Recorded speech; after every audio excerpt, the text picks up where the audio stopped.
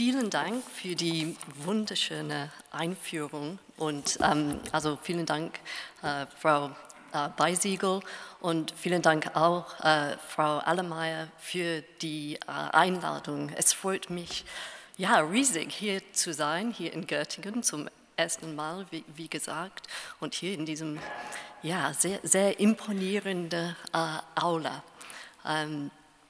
Ja, also meine Damen und Herren, ich muss um Entschuldigung bitten, weil ich den Vortrag auf Englisch halte, aber hoffentlich wird es verstehbar. So, yeah, please excuse me for giving the lecture in English. It's partly because it's my scientific language, also just these, I began just less than a month ago, and it's very, very hectic, so my brain is better engaged probably still in English. Anyway, let me begin. Last week, as some of you may know, on the 21st of October, it was Back to the Future Day. Now, I have to confess that my past was such that Back to the Future, back in 1985, had somewhat passed me by. But the film that came out that year, the film Back to the Future, which was produced by Steven Spielberg and directed by Robert Zemeckis, was the highest grossing film that year. And what happens in it is that the hero, Marty McFly, travels forward 30 years into the future. So last week, on the 21st of October 2015, that was the day that he had traveled to. And numerous fan clubs, there are just blog sites full of this, were discussing what had happened, comparing the reality to the fantasy. And there were even actually some museum exhibitions that were put on to look at Back to the Future and to think about some of these questions. Well, looking at past fantasies about the future gazing of previous generations is often very interesting, and actually sometimes it seems very bizarre. So Back to the Future, how they thought we'd be living now, was that we would be flying around in our cars, we'd have flying cars, we would travel as well on these sort of floating hoverboards. One interesting thing was apparently that lawyers, we shouldn't have lawyers anymore, they would have been abolished. I presume that actually the opposite has happened and we have growing numbers. Faxes, the fax machine, this would be a really major form of communication over distances. And there actually I wanted to just briefly digress. I think that I haven't used a fax machine for at least 10 years until last week and arriving here in Germany. And I have to confess, I was really quite surprised. So I was, yeah, I had to send 2 just last week, and I really haven't done that. So it made me think that, yeah, even in these times of globalization, cultural differences undoubtedly still exist. There's something about paper actually here that's quite interesting.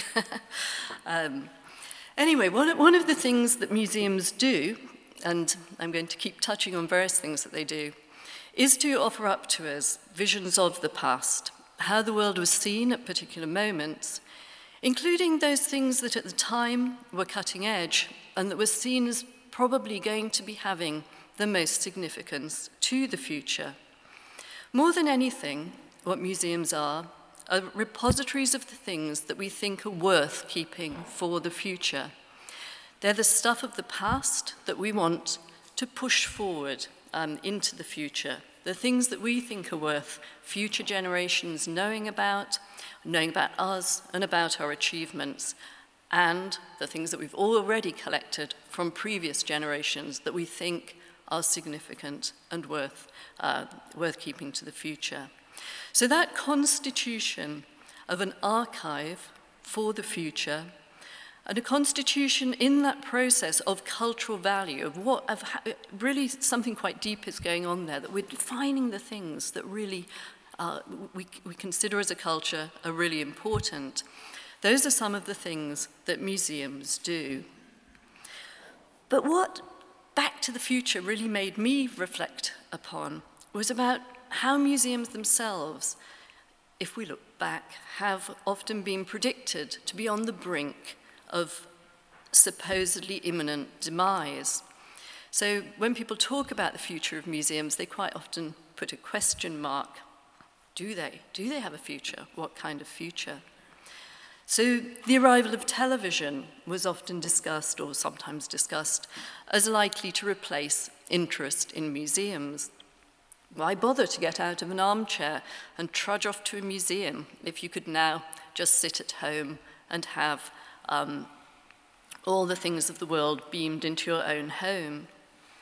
And more recently, it's the internet, of course, that's been seen as the potential challenge to museums. Now, actually, it's quite interesting with Back to the Future that back in 1985, there were sort of precursors of the internet around, but no kind of big publicly used internet, no World Wide Web. Tim Berners-Lee hadn't come up with that yet. That change within this period of time is undoubtedly an absolutely enormous one. And that, again, has been something some people have thought, maybe that would be a challenge to the museum. Why bother going if you could sit at home? Actually, it's quite interesting that these theories do seem to be rather based on a presumption that people are very lazy. They don't want to move if they can possibly help it. They definitely prefer to be a couch potato than actually move. What's remarkable, though, if we look at what's been going on, is that museums, although there's often this discourse about them as dusty and old-fashioned, something from the past, they haven't just survived. They haven't just survived these supposed major threats, but they've actually grown in numbers and strength, including in general, and it's not for every single museum, including in the numbers of people visiting them. Digitizing collections doesn't seem to have stopped people going to museums. I don't think anybody's done a kind of complete study of just exactly what happens in terms of numbers and digitization, but if you look at some specific reports and things, I don't think there's anything that seems to point in the direction of saying that digitization encourages people to stay at home. But on the contrary, am I too quiet? Oh, okay. Yeah? Is that better? Sorry if you couldn't hear me. Oh no, do you want me to start again? Maybe I need water.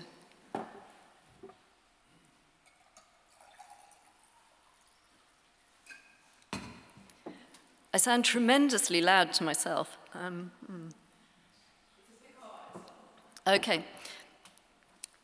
Anyway, so far, what you've missed.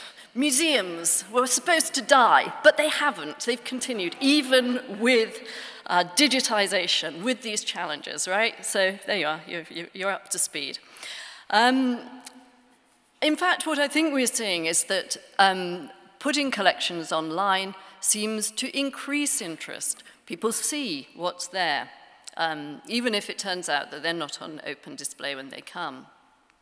I noticed in some of your own information that you included the compelling statistic that 6 times more people go to museums than go to football matches. It's an interesting statistic. When I was beginning work, we used to be really happy to say that more people went to museums than to football matches. So I'm pleased to see that the statistics are going in that direction. It would be wrong, though, here, of course, to ignore the fact that not all museums are doing well. Austerity, in particular, has reduced opening hours in some places, leading to lower visitor numbers, and there are museums that have closed, either for that reason or because of long-term lack of support and resources. But nevertheless, even within that, alongside that, the general continuation and expansion is remarkable. China, which was mentioned, where I've been doing work, a sort of relatively small amount of the work that I do, small proportion of that, I partly went to work there because I was really intrigued by just why so many museums have been opening. So in 2013, 451 new museums opened in China. Each year over the past decade, there have been hundreds. That was a particularly boom year, but there have been 300 to 400 each year. Museums of various scales. The Gulf states are, of course, another place where we're seeing this extraordinary kind of booming of museums that's going on. And as you see from these, the particular kinds of architecture, people talk about star-architecture, having distinctive architecture is one of the things, the aspects of that. Some of those are not yet complete. So actually, I will just quickly say what they are. The top one, probably unmistakably, the Guggenheim. The one down at the bottom left is what will be, when it's finished, the new Louvre, designed by Jean Nouvel, who did the Quai Branly. In the middle, there's a museum of the future. And the bottom right, maybe you can guess what that might be, that's not yet built, but it's going to be a police museum in the shape of a policeman's hat, which I thought was quite novel. I couldn't resist that, actually. But it's also, we see many new museums in Europe as well, even though already more museum dense, the scale is nowhere near the same. But we're currently waiting, for example, for a new House of European History in Brussels, Museum of the European Parliament. To take one high-profile example, something's happening in Berlin, to take another. And of course, there are plans here, there are plans in many places. More widely, what we see is extensive refurbishment and extension of existing museums. And actually, it's always, it's hard to know where to start when thinking about that. But perhaps the most obvious place for me to start thinking about that is Berlin, having just arrived. Now, we might say, okay, the building of the Humboldt Forum will also see the closure of two existing museums, the Ethnological Museum and the Museum of Asian Arts in Dahlem, with parts of their collections moving into the Humboldt Forum instead. But nevertheless, it's a high-profile construction with its space primarily, though not exclusively, dedicated to museums. So as such, it is a big budget affirmation of confidence in the museum as a critical form, as a cultural form, maybe also as a critical form. And although we should note here too that the two museums just mentioned, the Ethnological and the Museum of Asian Arts, are the ones that are most often discussed, I think, the Humboldt Forum will also contain displays of the Stadt Berlin and of the Humboldt University. So, in effect, two de novo museums. And the Humboldt University part of the Humboldt Forum will include some exhibition space that is not particularly based on collections, on Sammlungen, but it will have quite a large space for the university's Lautarchiv, amongst other things. Other museum refurbishments and extensions that my own research project will link into, and I'll tell you a little bit more about that later, are refurbishments of the Museum of Islamic Art, which is within the Pergamon, and the Museum of Natural History. And both of those, like the Humboldt Forum, are supposed to open in 2019, unless, let's see, unless airport syndrome strikes, let's see. Now, Berlin is certainly, or in some ways it is distinctive and singular, but it's not exceptional, not entirely exceptional in this sort of infatuation with museums. We can look to other capitals, and Paris is a very notable example. Of course, every president always has to have their own museum, though Sarkozy ended up having to open the Cité de l'Histoire de la Migration, which he didn't actually turn up to open, even though it opened within his time period, and didn't get his own museum of the history of France. But many other examples. So the Musée de l'Homme has just opened afresh very, very recently. So just really these examples to make the point that museums are certainly not lying down and giving up. On the contrary, those predictions were as inaccurate as most of those in Back to the Future. So, in planning a new museum here, yes, you're in quite some company, and you're certainly not alone. And in terms of university museums, this undoubtedly is another very interesting area of exciting museum development. And I think what we're seeing is a revivification of the university museum.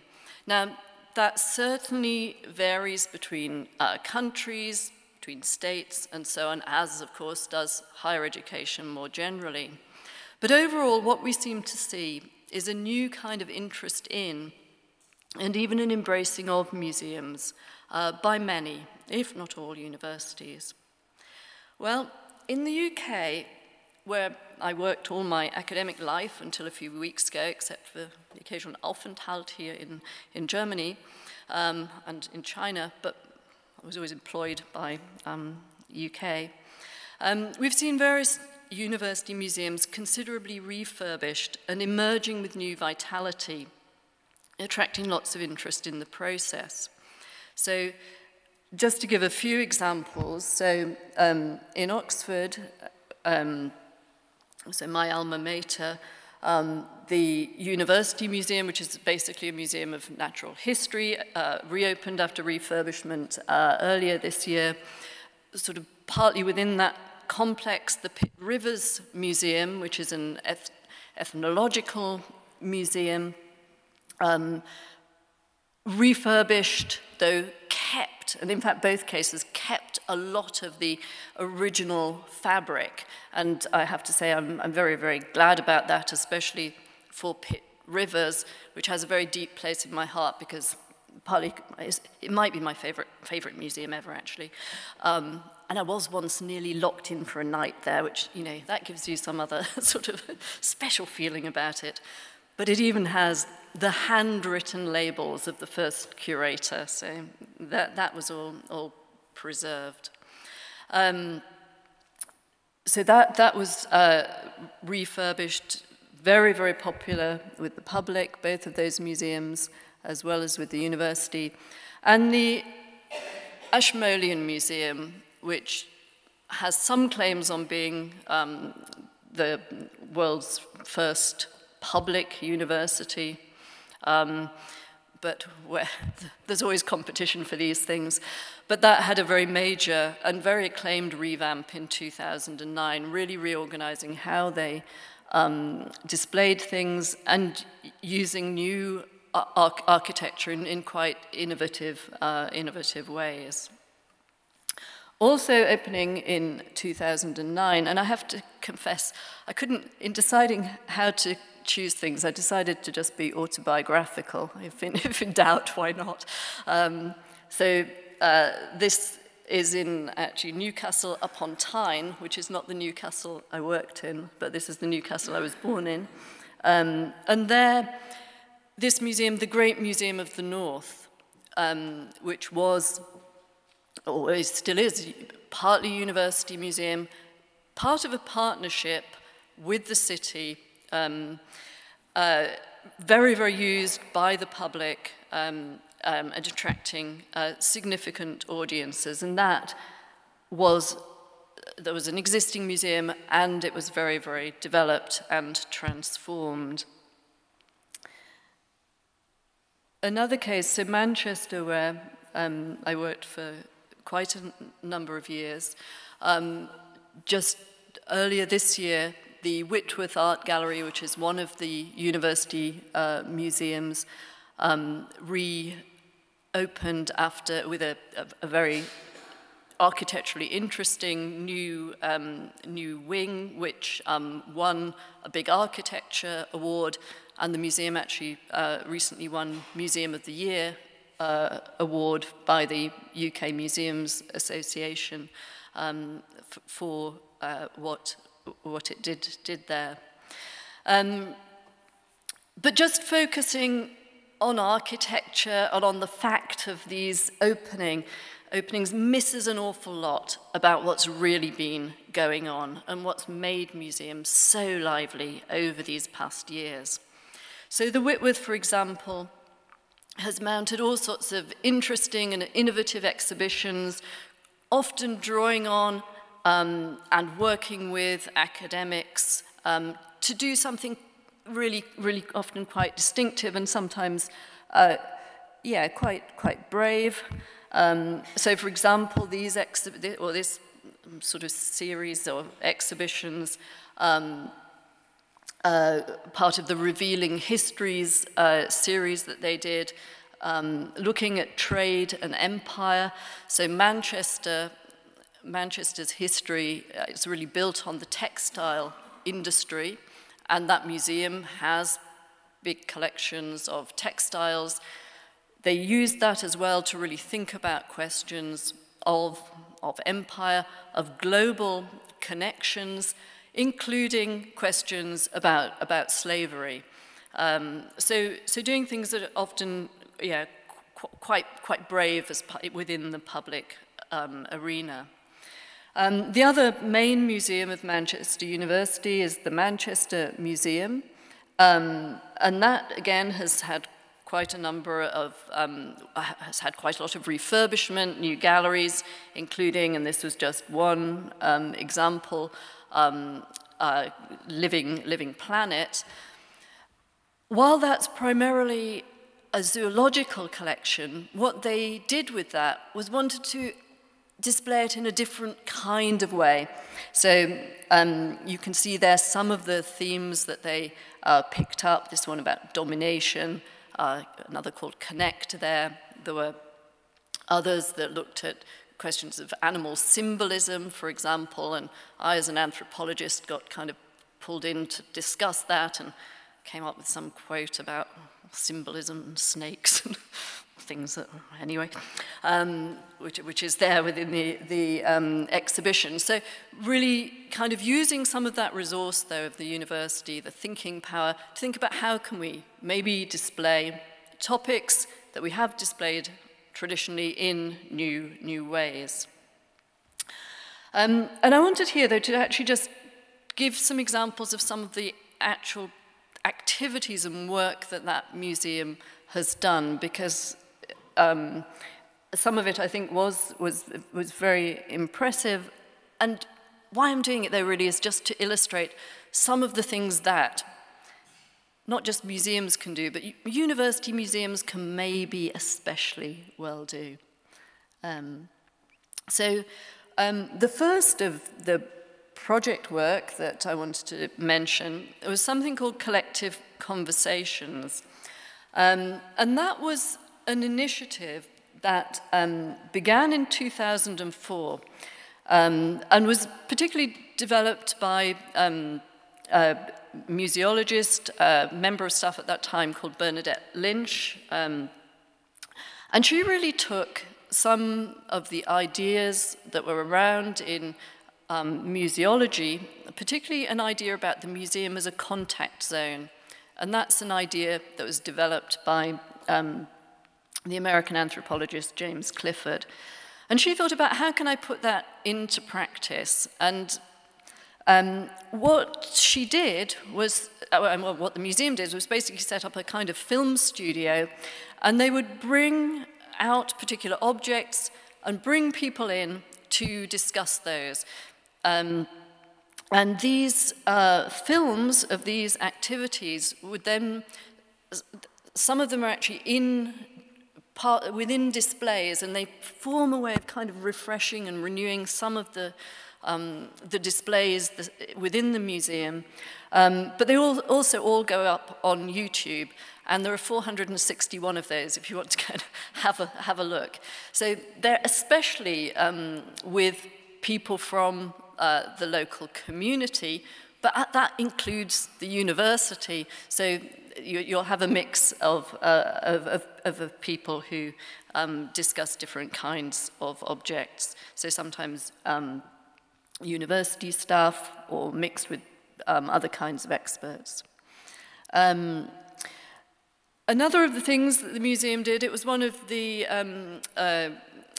early examples of returning cultural property, in this case returning human remains to New Zealand, which it did in 2003. And that was very much something that the then director Tristan Besterman wanted to do out of his understanding of museums as capable of forging relationships with people in other places. And that is very much how he understood this issue of returning these particular kinds of things from the collections. And it led to good relationships for the museum.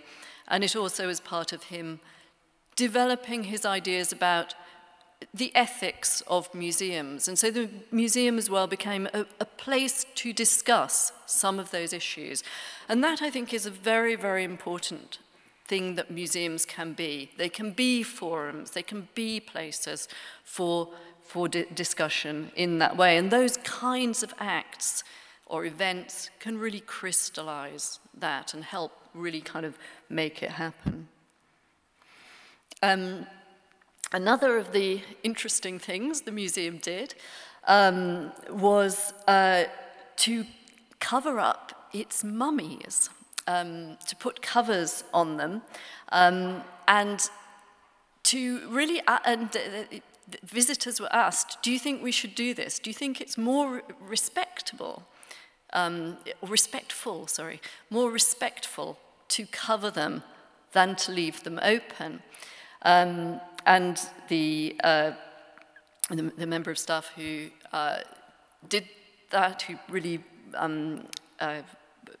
came up with this as an interesting thing to do, was Pietro Biankowski.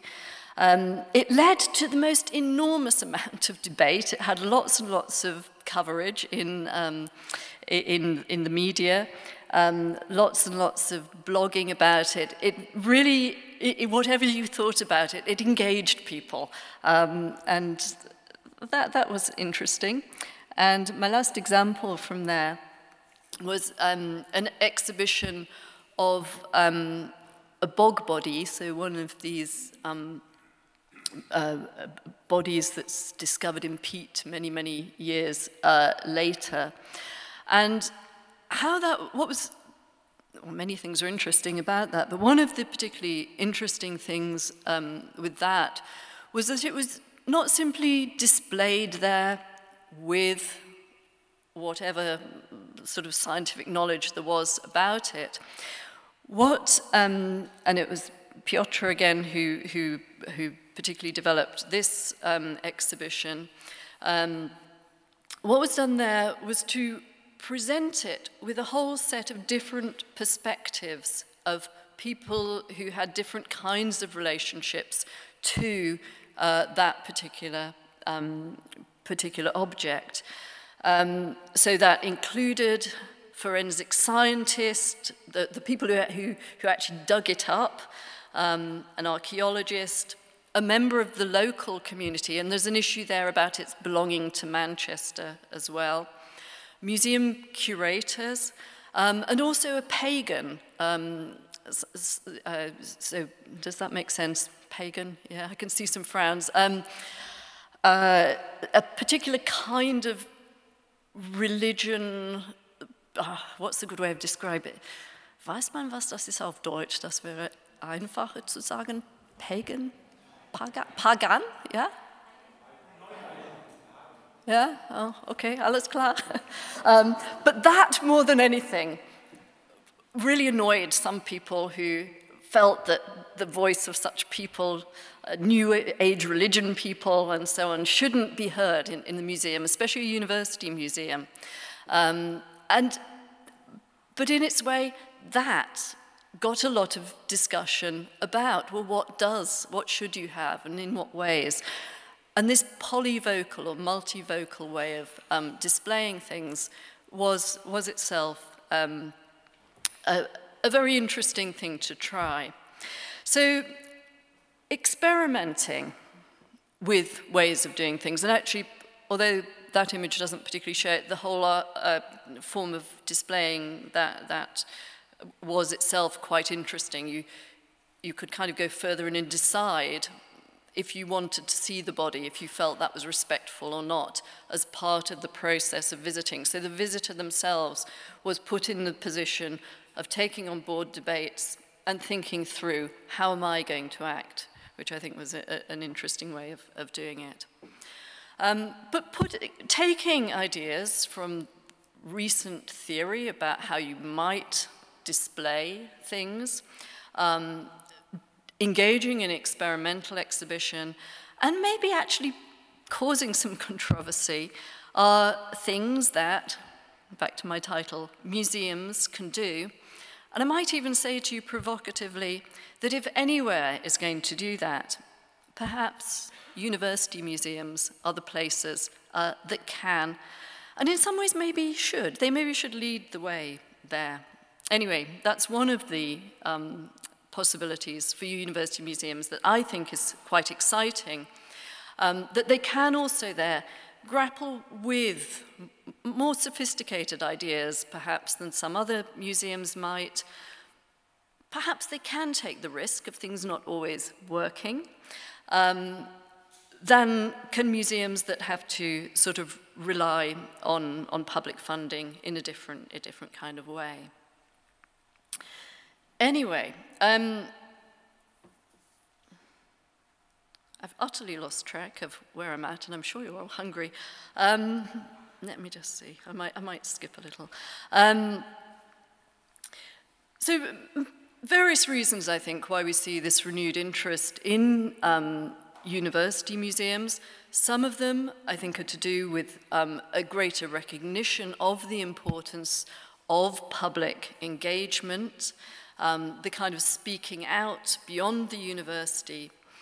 It's also, I think, recognized and seen as more important as part of, the image management of universities, especially in a time of increased kind of global awareness and even global competition.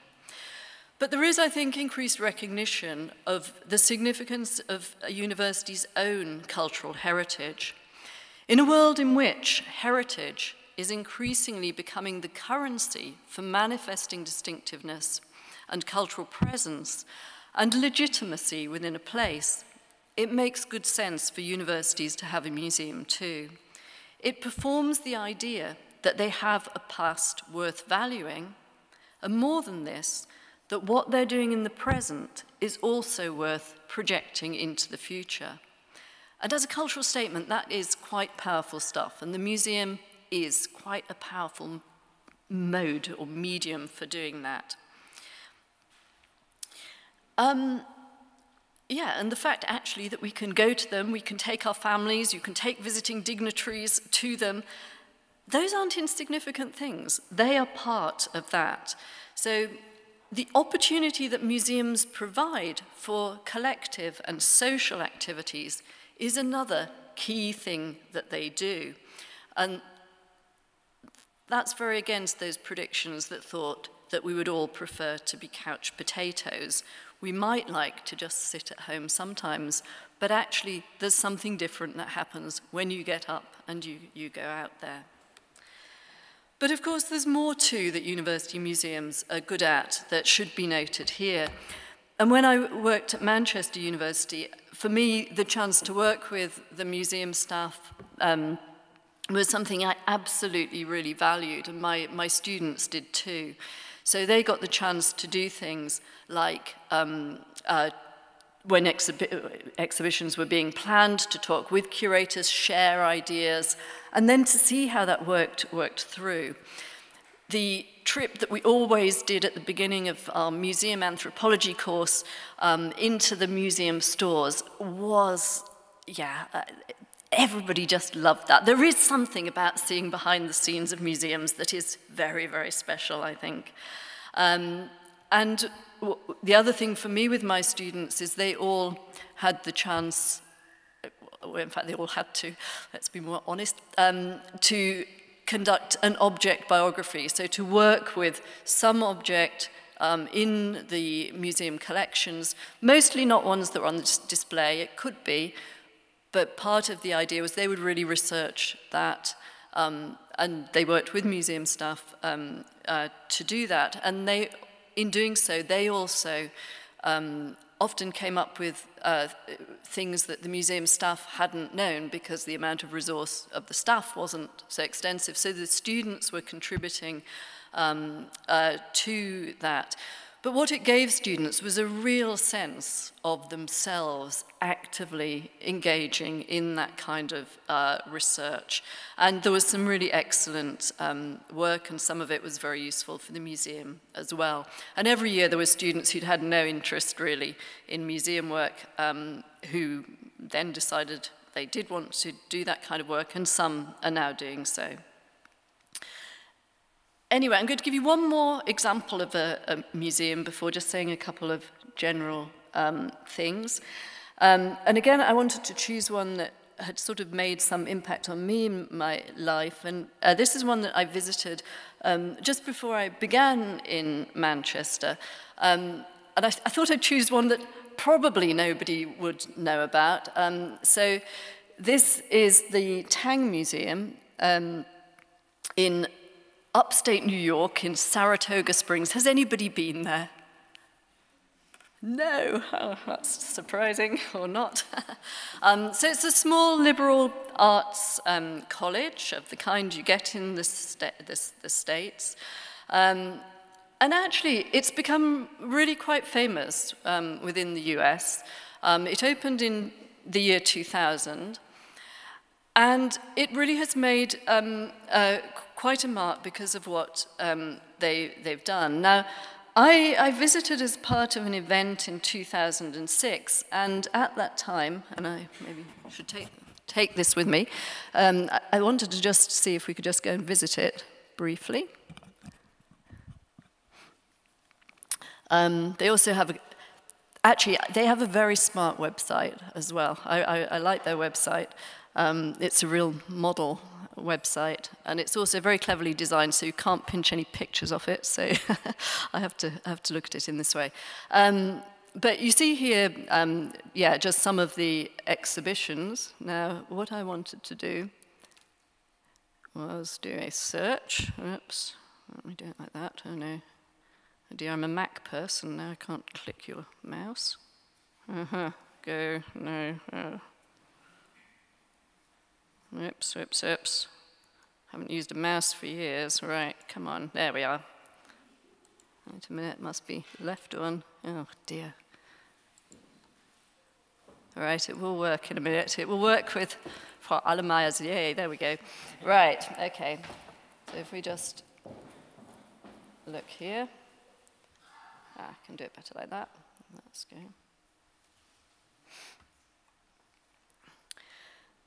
So the artist Fred Wilson had just had a residency at this point. And for me, as somebody working in the field, Fred Wilson is just like, he's just done amazing, amazing stuff about museums. So they displayed, had earlier displayed one of a sort of retrospective of his work. What he does is he does installation work that often reflects upon the museum itself. and I won't go into this, you could look at it later if you're interested, but you can just see in this image here, these are museum guards without their heads, but you can tell what color they are. And this is part of a very political take on the museum that he often has, and you have their Egyptian heads in varying shades of colors. Just as we're on this page, this exhibition is one that he helped students and staff with, and that was drawing on anthropological ideas about different ideas about the sky and heaven in different cultures. What if I go back?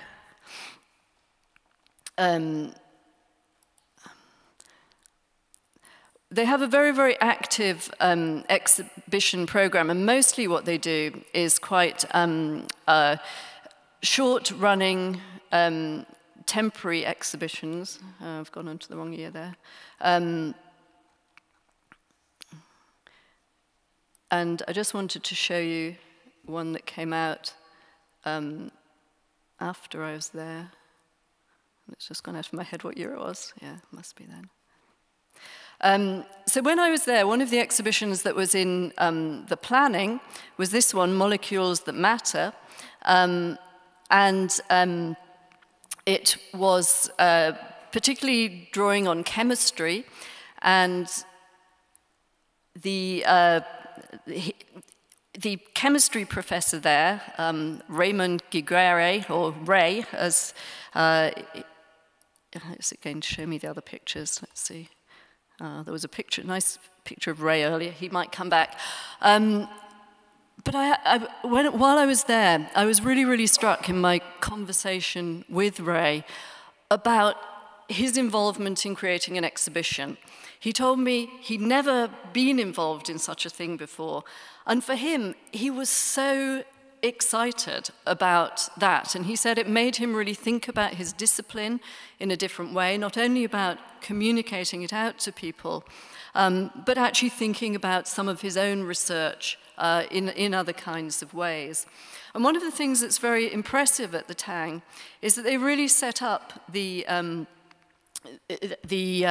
really, really actively use it for teaching. So students go and write labels, they do creative writing projects about exhibits and so on. But they also use it through the exhibitions that they do as a way of bringing together staff across disciplines. And that was something that you really had a very, very powerful sense of that going on. I'm just seeing if I can... I won't show you anymore because it's taking up time, but they have a really, really broad range of topics in which they are bringing people together. Now, it is quite an art-oriented museum, and it began with very few collections, but they have been building some up, primarily art. But I think it is a very interesting example. Now, when I went to the event, what was going to happen was that Fred Wilson was going to announce kind of what he was going to recommend for the museum for the future. Now, I have to say that at that time, I was actually quite disappointed, because I thought he was going to come up with some new political artwork or something like that.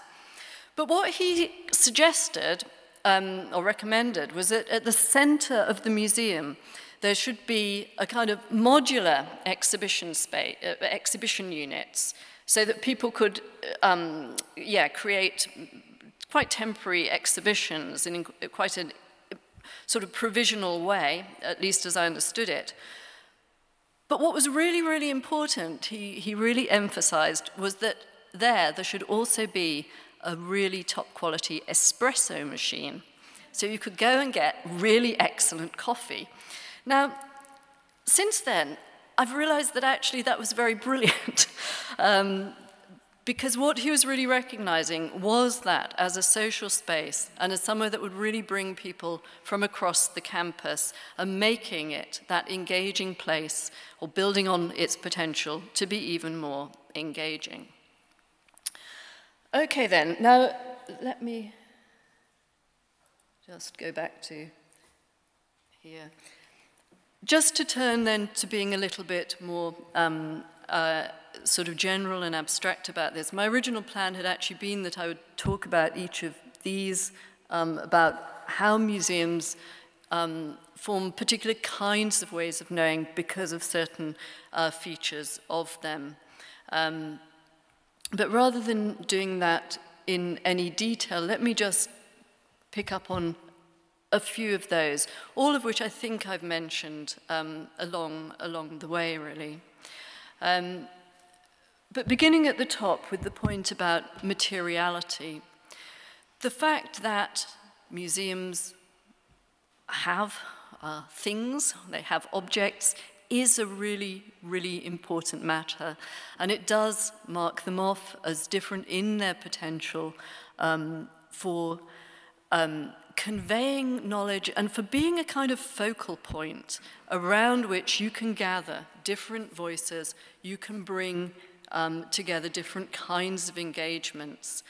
Now, part of that, but it's definitely not the whole of that, is a set of ideas about the real thing and authenticity, and those ideas are very culturally powerful.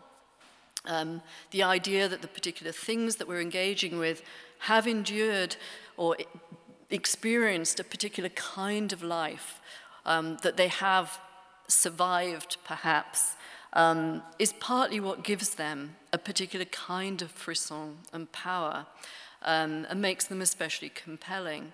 Actually, it was only after I put together the examples from the Manchester Museum that I suddenly realized that 3 out of 4 of those were to do with dead bodies.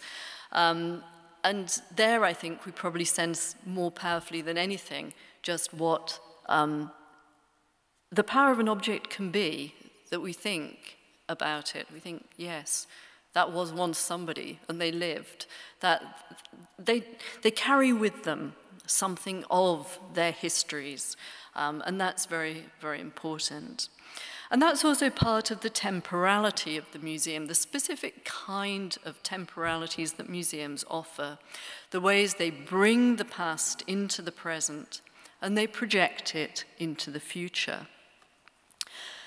There is there too, I think, temporality in another sense that's quite important for the museum. When we go to a museum, it usually takes a bit of effort. We have to, we have to get there. We have to plan a bit. We're there in a more kind of, when we're there, I think, our attention is sort of limited to other things. They're times of quite concentrated attention, which maybe is one of the reasons that they are becoming sort of growing in importance. In a world where we are constantly bombarded by many things, finding spaces where we really kind of can concentrate on one thing maybe is more and more important. That's just a supposition that I have. But the act of going, the particular time that takes in our own daily life cycles, and moving into particular kinds of spaces. The architecture, the three-dimensionality of museums is partly how they work in the way that they work, and it is a very important matter. The fact that we actually move our bodies within it, and I put there corporeality as another particular kind of fact about the museum. All of those things make them different in the way they work from other kinds of embodied and spatial experiences that we have, such as watching television, being on the internet, being at a lecture. In a museum, we move through, we engage with, we operate our senses in particular ways. And those things, in general, I think, we still haven't theorized enough. Those of us who work in museums, we still haven't done enough to know about how those things work, and I would hope there's space to do more of that. I already talked there about the sociality of the museum. Even if we're not visiting with other people, and of course we can visit with other people, but even if we're not, there are other people there. And people watching in museums is something that not only anthropologists do. Yeah, and Fred Wilson certainly knew what he was doing with his proposal for the town. So all of this can be maybe captured in part in thinking about the museum as the relational museum, which is one of the terms that people quite often use these days. Okay then, so that's some of the things that museums do and they can do. I confess that I'm sometimes a little disappointed that they don't make the most of their potential, and maybe there are ways that we can try to do that and do that a bit better. Maybe, I'm nervous now. But here maybe I should say a little bit about what I guess those things are relevant to my move to Berlin, and I thought you probably wouldn't let me get away without saying something about what my plans are as part of this Alexander von Humboldt professor. So just to give a little bit of background, the prize lasts for 5 years, so until 2020, and part of that will involve setting up a new research center, which I've given the name Karma, because I really want to get some very good karma on that. Yeah, all right, it's partly for the acronym. So it's called the Center for Anthropological Research on Museums and Heritage. It's based in the Institut für Europäische Ethnologie, as was already said in the introduction. My actual formal title, interestingly, is Professor of Social Anthropology with particular emphasis on museum and cultural heritage studies. I didn't actually devise that by myself, but I'm very pleased with it. And how I understand anthropological. So I'm a social or cultural anthropologist, and to kind of boil it down, the two things that I see as really, really crucial and important to that are, on the one hand, taking a comparative perspective and really thinking about what goes on here compared with there. What are the alternatives? Why do we do what we do? What kinds of assumptions are involved? So really asking questions about things that we take for granted. And that's a very crucial part of anthropology. And it means looking globally and looking at places that maybe do things in very, very different ways, in very different cultures. The other side of it is something very different, which is looking in real depth within a particular place, looking for Ort, as is said in German.